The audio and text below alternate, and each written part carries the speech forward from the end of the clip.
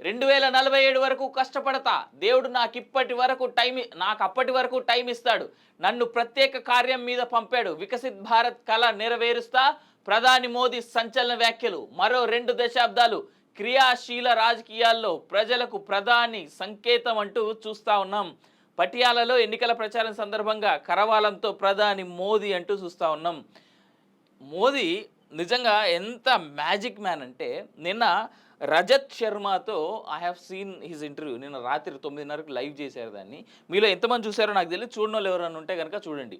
Rajat Sharma with Modi or Modi with Rajat Sharma అనే tag లైన్తో వాళ్ళు trend కూడా చేయడం జరిగిందని. నాకు ఎంత ఆనందంగా అనిపించిందంటే, ద వే దిస్ మ్యాన్ 70 ఏళ్ళ పైచిలకు ఉన్నాడా, 70 ఏళ్ల పైచిలకు ఉన్నటువంటి ఈయన భారతదేశ ప్రధానమంత్రి నరేంద్ర మోదీ స్టేజ్ మీద గంటన్నర అలా నిల్చుకొని మాట్లాడుతూ ఉంటే ఇట్ వాజ్ ఎక్సైటింగ్.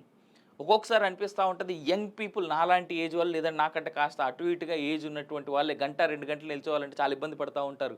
రోజు మేము మార్నింగ్ న్యూస్ 1-2 గంటలు చేస్తూ ఉన్నాం, అది వేరే విషయం. బట్ దిస్ మ్యాన్ గంటన్నర నిలబడి అతను అడిగినటువంటి ప్రశ్నలకు సమాధానం చెప్తా ఉన్నాడు. నాకు 2-3 అంశాలు దాంట్లో చాలా బాగా నచ్చినాయి. ఏంటి చెప్పనా? ఒకటి, పాకిస్తాన్ అంటే భయపడాలి, వాళ్ళ దగ్గర అణుబాంబులు ఉన్నాయి కదా అని చెప్పేసి రజత్ శర్మ అడిగితే ఆయన ఓ మాట అన్నాడు. అందుకే నేను డైరెక్ట్గా పాకిస్తాన్కి పోయి ఆడనే ఉండి చూసి వచ్చిన, నేను వాళ్ళ పవర్ ఏందో వాళ్ళ శక్తి ఏందో. ఇన్ఫ్యాక్ట్ అది ఒకప్పుడు నా దేశమే కదా అన్నాడు ఆయన. పాకిస్తాన్ ఒకప్పుడు విభజించబడని భారతం కాబట్టి నా దేశాన్ని, అదొకప్పుడు నా దేశంలో భాగం కాబట్టి నేను ఆ లాహోర్కి వెళ్ళి మరీ చూసి వచ్చా వితౌట్ వీసా అని చెప్పాడు. అదొకటి నాకు బాగా నచ్చింది. తర్వాత కాంగ్రెస్ పార్టీని ప్లస్ ఎంటైర్ మీడియాని కూడా ఆయన ట్రోల్ చేయడం జరిగింది. దాంతోపాటు ఇంకో మాట అన్నాడు, అబ్కీ బార్ 400 పార్, అబ్కీ బార్ 400 పార్ అని. అందరు ఈ 400 పార్ మీద కూర్చున్నారు తప్ప అసలు నన్ను ఓడించాలనేటువంటి ఆలోచనలో ఎవరు లేకుండే అనేటువంటి మాట అన్నాడు. That was something really hitting.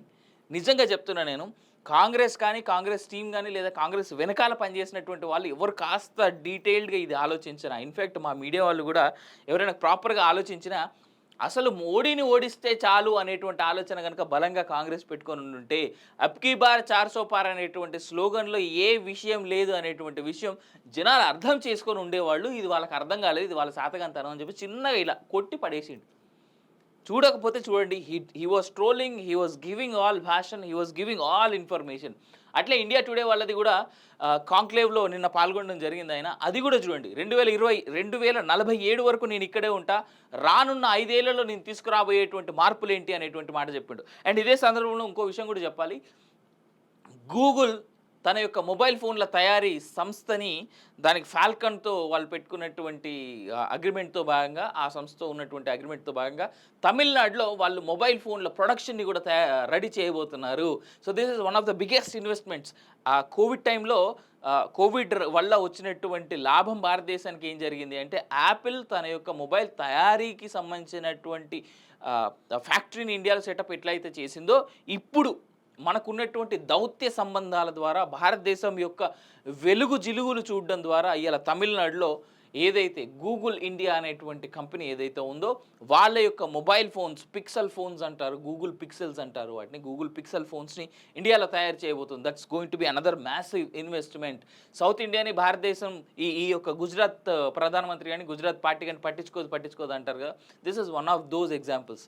ఈయన కాలంలోనే అనుకుంటా, నాకు తెలిసి కియా మోటార్స్ ఆంధ్రప్రదేశ్ కూడా వచ్చింది. సో ఇట్లా లాట్ ఆఫ్ థింగ్స్ మన సీఎంస్ పర్ఫెక్ట్గా పనిచేస్తే సౌత్ ఇండియా కూడా పని జరుగుతుంది.